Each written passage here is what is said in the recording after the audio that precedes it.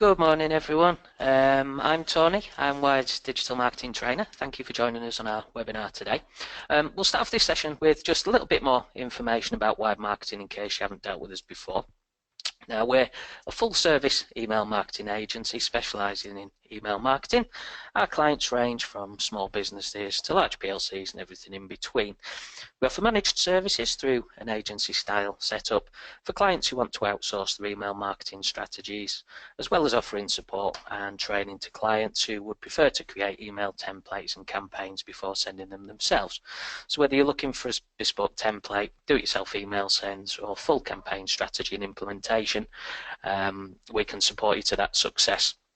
And my own experience spans over 20 years, during which time I've been involved with digital marketing projects ranging from small, highly targeted, postcode-specific campaigns to full national and multinational integrated marketing strategies. I've also worked across a number of B2B and B2C sectors. I love sharing what I've learned through that time. So that's what you need to know about us. We'll now move on to the webinar. Now, we always have a broad spectrum of attendees at our webinars. The main aim is to discuss data management in the Wired Marketing platform this morning. Now, the webinar should run for about 30 minutes. You can contact me directly after the webinar finishes if you have any questions, or if you want to have more of an in-depth conversation. Also, in the control panel that you'll see on the right hand side of the screen, you can ask questions as we go through as well. So if anything does come up or anything's not overly clear, please let me know and I'll pick that up as soon as I can as we go through as well.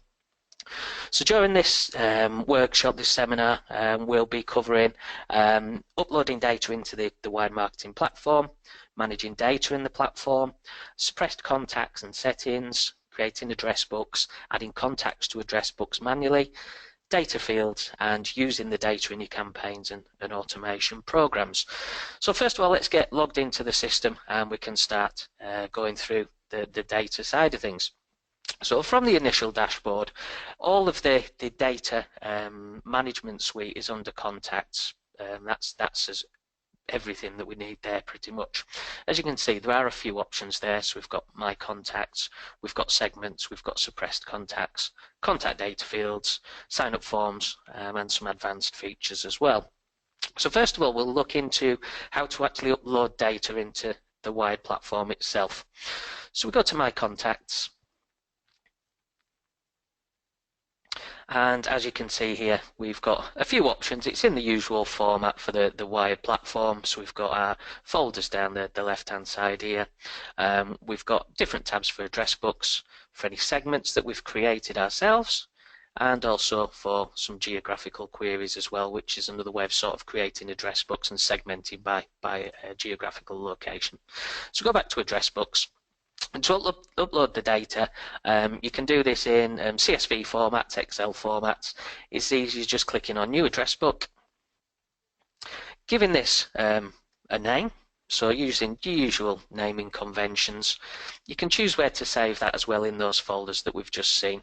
Now, it's usually best practice when you are uploading data to put in a brief description of maybe where that data's come from, with it being sort of a manual upload, so to speak. Just so that going further on down the line, people that may be working on the system know exactly where this data's come from. And then all we need to do is save. And now we get the options. So as I mentioned, we can upload in an XLS or CSV format. We can add an individual contact manually. We can also do that through another source, which I'll cover a little bit later on. And we can also import contacts, in our case on this demo account, through Salesforce. One of the API integrations that are there as well to integrate the CRM systems. So if you do have anything like that in place, you can actually import them straight from where the API has been set up. So for this purpose, we'll actually upload a CSV file. And it's as easy as choosing the file here, choosing the email address to notify. If you're ever struggling or wondering what something does, there's always plenty of prompts there. So this is to let you know that when your contact import's finished, a notification message will be sent to this email address. So it's just there so you know that if you're importing massive amounts of data, that you will be notified as soon as it's there and ready to use. So we'll choose our file. For this, we're just going to use some test data.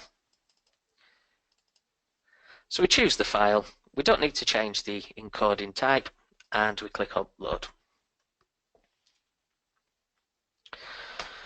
So now we can choose which columns that we're going to import and which data fields to import them into. So as you can see, there's quite a few options popped up on this data set that we're putting in. That's because it's basically a test e-commerce data set that we're using. So we've got quite a lot of options there. We can show some advanced settings if we wish. So data merge, update all existing fields. We can choose not to update existing fields with blank, and we can merge data keeping the existing values. So we'll just remove that for ease of use on the screen. So first of all, we've got the file column. So this is what's actually in our data set that we've uploaded. So this is in the CSV file that I've just uploaded. So we've got a data created field. Now what we can do is either skip this column or add a new data field, because it's something that we've not already got in the system to actually use. If we're quite constantly updating and importing new contacts, we'd already have these data fields set up. So as you can see, the email one is going to map it to the email contact data field that's already in the system. We've got email type again, that's already in the system. But anywhere that we've got a skip column is somewhere that we've not actually got a data field set up. So we can do that straight away from there by adding the new data field, giving it the relevant name, choosing what data type, what default value is going to be if there isn't a value in that data set that we're importing, and then we can choose whether to keep it public or private. So in the case that you wouldn't necessarily want a contact to see that, so it might be average order values and that sort of thing that you might not want the contact to be able to see. So it's as easy as just setting up a new contact data field there. We'll cover that in a little bit of depth a little bit later on in the webinar as well. So for now, we can keep these settings as they are, just for ease of use. But as you can see, things like gender, first name, full name, they've already got the data fields existing. So we can actually finish that now. And as you can see, we're now being shown some various new options. So we've got auto suppression first of all. What this is doing is it's the watchdog in the system itself, in the wide marketing system. As you can see here, the data watchdog is basically looking through the data that I've just uploaded in that CSV file, and it's looking against a global suppression list, or a list of contacts that are already in the wide platform, where we know, as you can see here, where contacts have either complained directly to us in the past, or the known spam traps, or the well-known sort of contact addresses that don't want to be receiving email or shouldn't be receiving email.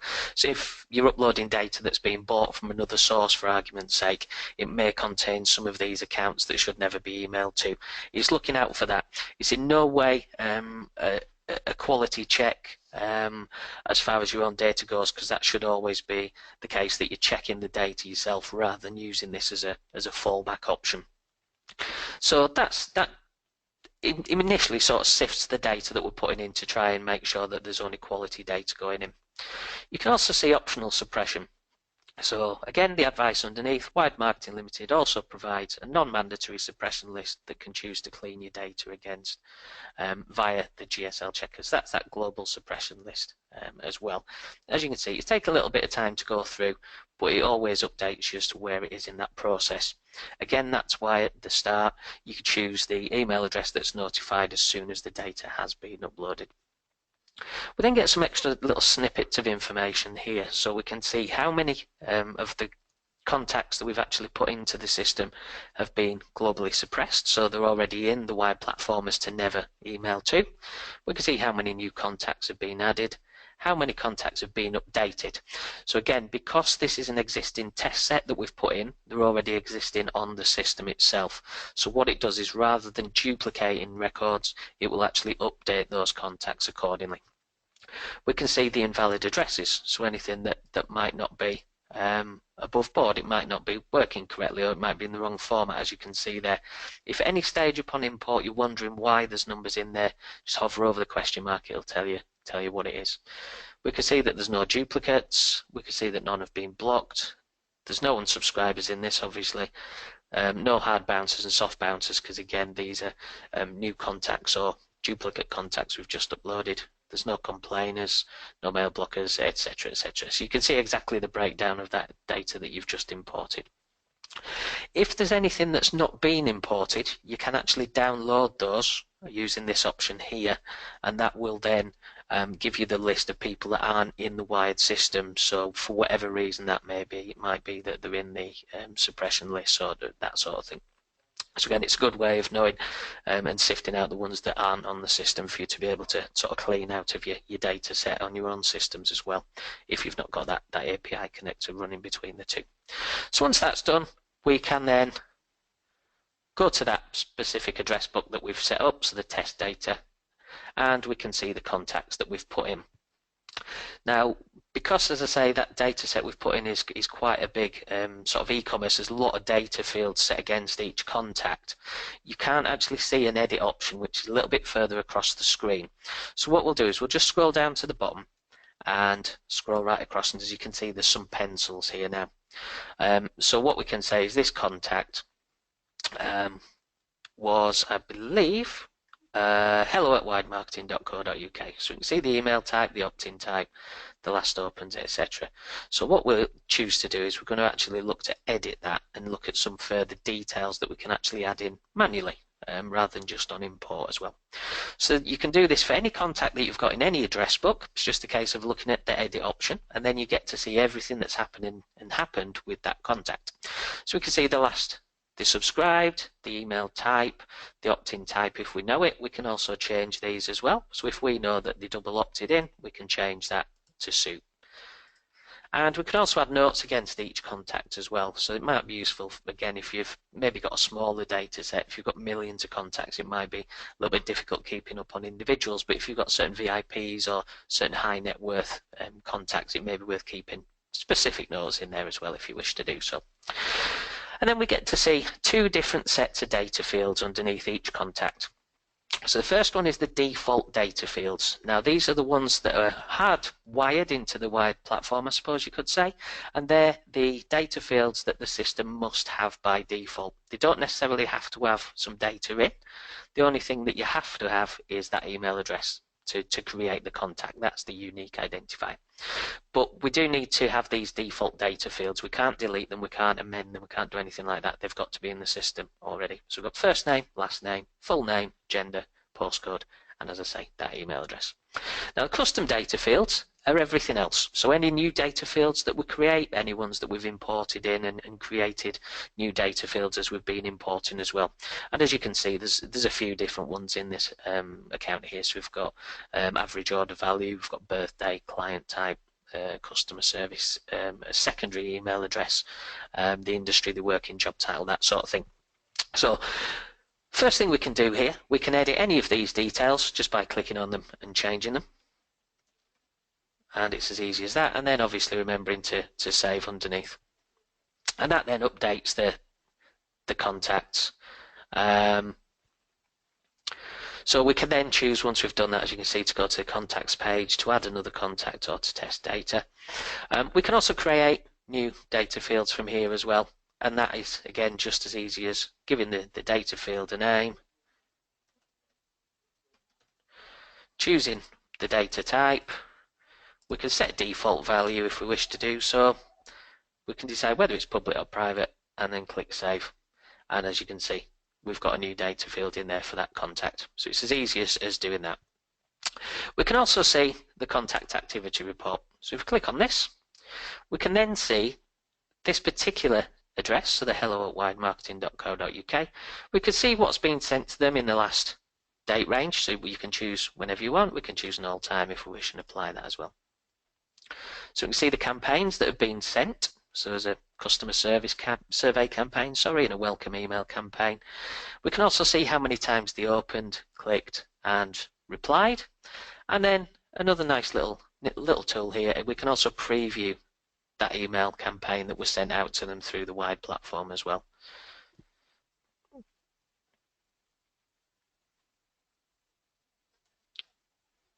For this one, it looks like it may take a little bit of time, but we can preview those campaigns, and it's exactly the same as the campaign previews that we get in the drag and drop editor as well. So there you go. So we've got an idea of what that campaign looked like when it was sent, although the dates of these obviously is quite a bit back, is that customer survey campaign. We can also see what programs they're currently active in. So if we've got any automation programs running, we can see where they are in those programs themselves as well. We can see which address books this particular contact's in. So this one's in quite a few different contacts, but mainly because it's a demo account and we use our own addresses for demo purposes. And then we can also see what segments this contact's sitting in as well. So they're all things that are very useful to us if we want to see exactly what's been happening with those contacts themselves.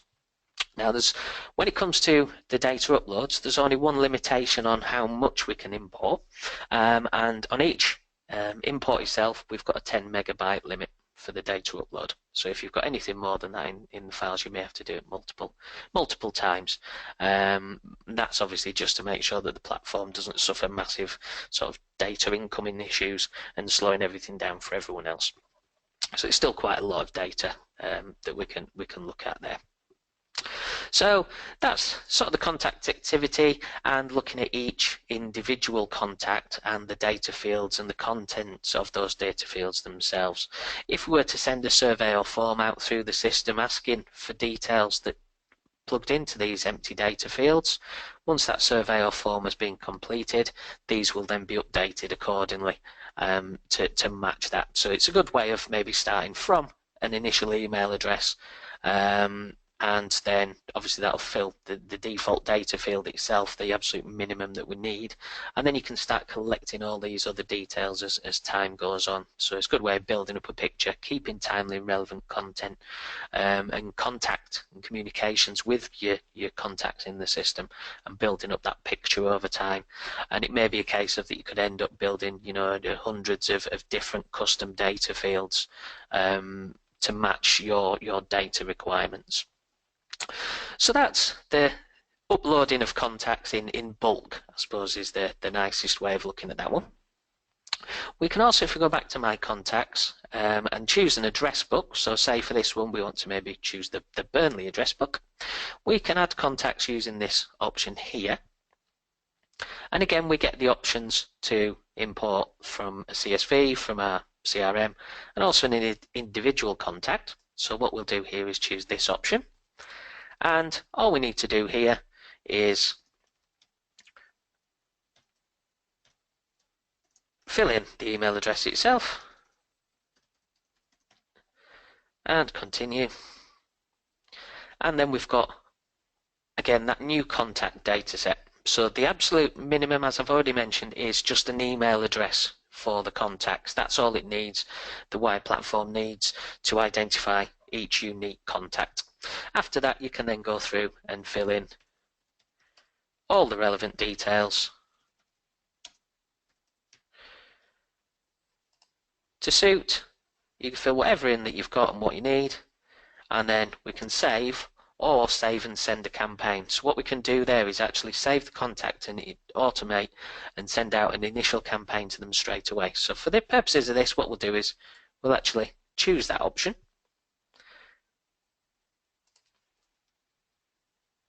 And as you can see, because we've not got any campaigns ready to roll, we can't actually do that in this instance.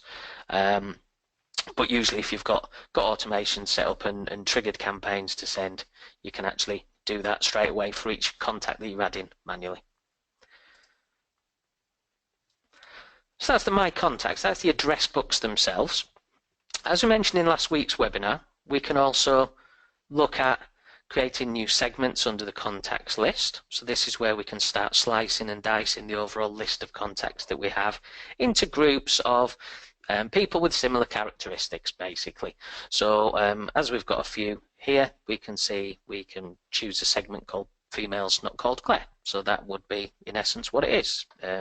The female contacts that we have in our system, as long as we know that they are female.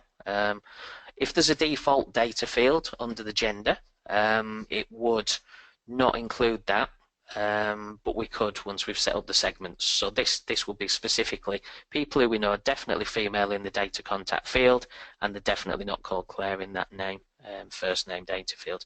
There are a few sample segments we can use here as well that are already in the system and the platform as default.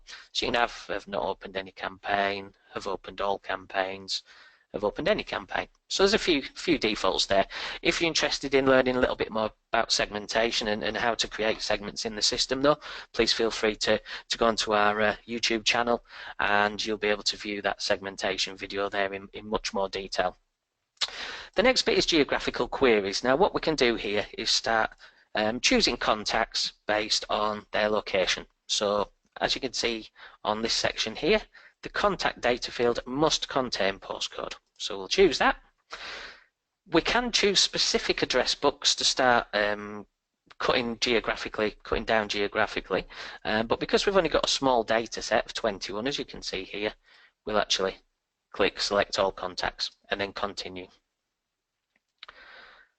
And we get to see a nice chart of the UK with a little heat map on it, and this tells us where our current contacts are situated. So we've got quite a concentration in our test data around this area here, around our office, and we've got a few in London as well. So what we'll do is we'll just scroll into, sorry, a little bit overzealous with the zoom there. We'll choose our area, and then what we can do is we can actually start, as I say, slicing and dicing and choosing certain contacts within certain areas. And it's as easy as using these options here. So we can use a square tool, we can use a circular radius or a free select. What we'll do is we'll use the radius tool, and then we'll drag, say, 20 miles around Manchester. And it's as easy as changing that, dragging it over the Manchester area. And as you can see down at the bottom, it'll tell us how many contacts have been selected in that particular radius there. Again, with it being a small data set, there's not a lot to choose from, but you get the idea. Even if you had, hundreds of thousands of contacts, it would show you who sits in that radius. And then once we've created that geographical segment, if you will, we can add these contacts to a new address book. This is how we create address books from geographical queries. So we'll give it a relevant name. Manchester 20 plus miles, give it a description. Again, it's always good practice to put that in, and then anybody else using the system will know where the particular address book in this case has come from.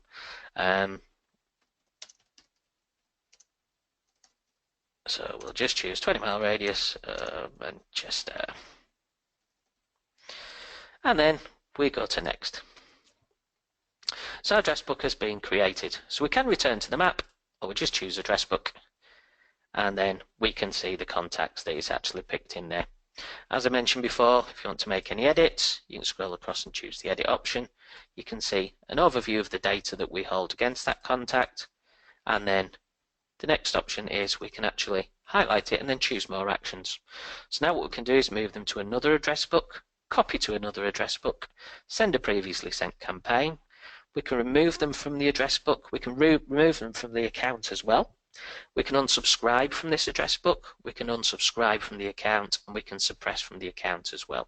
So again, if we've got any questions or any queries back from individual contacts, the wide platform actually does remove anyone who unsubscribes or hard bounces automatically. But if somebody wasn't to go down that route, they were maybe to call into your office or call into yourself personally and say, can you remove me from your mailings? That would be how you'd do it there as well. So you can update them one by one as well. We can also export and export all. So we can export the highlighted or export everybody who's in that address book if we need to maybe plug them into another system that we've got if we don't have an integration running between the two. So that's it for sort of address books. As I mentioned before, if you do wish to create a new address book to start putting people into, it's as easy as choosing new address book. You can import them using the CSV or an Excel file. You can import them through your CRM if there's an integration set up, and you can also put them in manually by hand as well. So we move on to suppressed contacts. Now, suppressed contacts are people who have asked to be removed from the emails campaigns that we're sending, so they've unsubscribed or they've hard bounced, as you can see in this example that we've got automatically here. So we can see the reason why they were suppressed, and then obviously we can then start measuring that. We can resubscribe them if we wish to do so. So again, if they did it by accident, if they've unsubscribed by accident, or maybe the hard bounce would be a different element, because obviously that means the email address is wrong. But If they want to resubscribe and they have unsubscribed previously, we can do it just manually there. We can add a new contact suppression. So again, as with everything else, we can import through CSV, text, Excel or zip format. We choose the file, a notification email address once it's uploaded, and then we can suppress those contacts from the account if we do have a list from elsewhere that we want to remove from the system. Not actually remove, it will be suppression rather than sort of removing them. We can also manually do that as well. So as the example here says, you can upload any addresses which you'd like to be permanently excluded from your contacts database. So we type in one line at a time and then click on suppress, and that's as easy as it is to suppress contacts manually if we need to do so. I'll stress again though that the system, the platform, through the email campaigns, if any contact hard bounces or unsubscribes, the system will do that automatically and update it accordingly. So then move on to contact data fields. Now this is the data set that we have in the platform itself. You can see at the top here that we currently have 21 personalized data fields to hold the contacts data. I believe the actual top limit is around about 500 data fields that we can have in the system. So it is an awful lot of data that we can, data fields that we can have against each contact. Again, it's up to you how much data you have, how much data you need. The more data you have in the system, the more relevant you'll be able to create segments and use that data in campaigns and automation programs going forward as well. So it's working out what you've got, what you need. There's no point in collecting massive amounts of data if you're not going to use it all. It's just a sort of a pointless exercise from your part of things. But any data that's in these data fields can be used to create segments going on further down the line, as well as being able to integrate that with anything that's been opened or clicked as well. So it's very, very powerful is the system for being able to allow you to create those very targeted and relevant communications and obviously increase the conversion rates because of that increased relevancy. So if we choose the average order value for anybody else looking at the system, you might not realize the AOV if you don't use that as a term, but that would be our average order value. We can actually look at properties. So we can look at how it was created and what it should be holding. We can change the default value, but because it's already been set up, we can't change the name or data type. We can change whether it's public or private though as well. So as I mentioned before, the average order value, rather than leaving it blank for maybe reporting purposes, we can put a 0 in as a default or whatever you want to keep as a default value. The other one to note is first names and maybe full names. We'll just have a look at this one. So it's been set up under first name. It's a text type, so that's good. But at the moment, there's no default value in there. Now, if we were to look at using personalization and using names in our email campaigns themselves, if there's no default value set up in these data fields, it won't pull anything through. So it may look a bit odd. So if you've got a good morning and then a gap that's a blank gap, rather than maybe good morning and then first name, it may make the campaigns look a bit odd. So what you could do is put maybe something like there. You'd have to remember this for future campaigns. But instead of saying good morning and a blank gap, it would then say good morning there or good morning valued customer and that sort of thing. So that's worth bearing in mind, that those default values are quite useful. So you can still personalize if there's no data in there. You just have to remember that it has to be something quite generic if that's the case and you're looking at using personalization. Once you've changed that, we can then save it and that's done. Now as you scroll down the list, you may see a few that we can't remove. Anywhere where there's a red X means we can delete that, and that's because it's a custom data field that we've added into the system. This email address one here is actually one that's been created as a test, so we can actually remove that. That's not going to remove the email address that we hold on the system anyway. That is just an extra data field that has been set up, and that's how easy it is to delete them if we've got anything that's not being used. As you can see, the one I'm hovering over there, so the first name, full name and gender, there's 3 all next to each other, don't have the red X, and that's because they're the default data fields that the system needs to be able to function. So these must be there by default, so we can't remove those. And that's the same for last name, last subscribed as well, and a few of the others as you scroll down. So it's worth bearing in mind, anything you've added you can delete, anything that the system needs as a default, you can't. So moving on to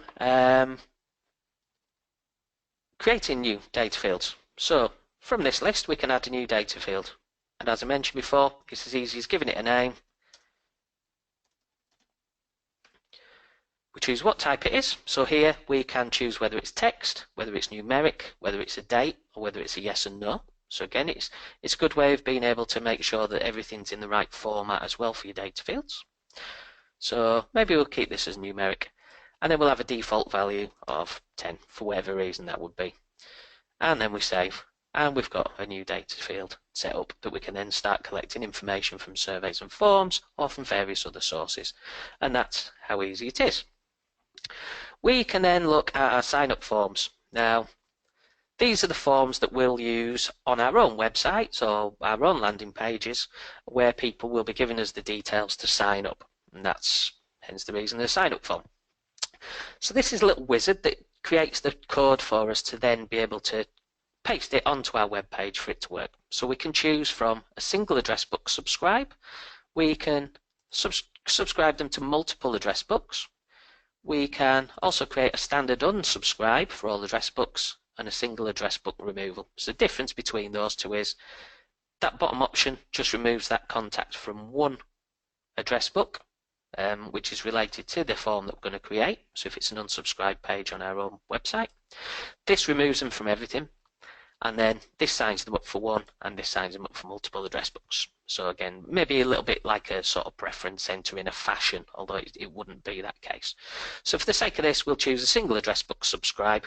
We then choose which address book we want to put that contact in when they fill in this form.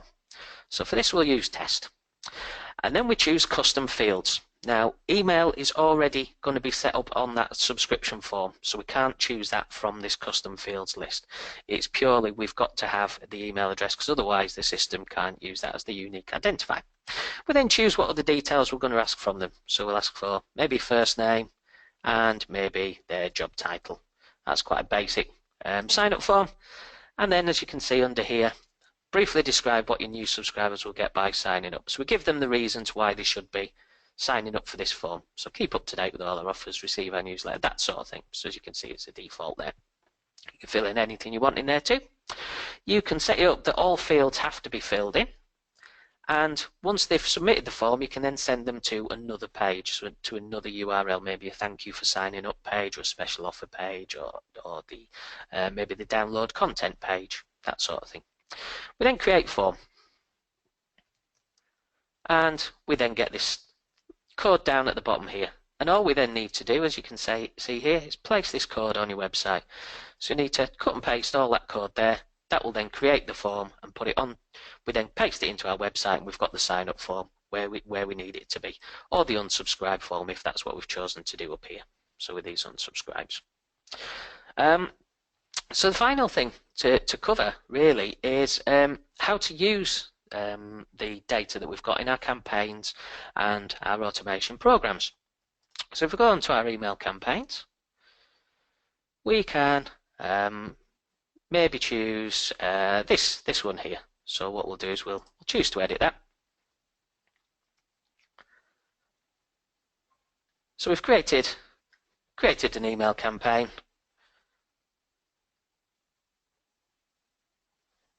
We've created the plain text version.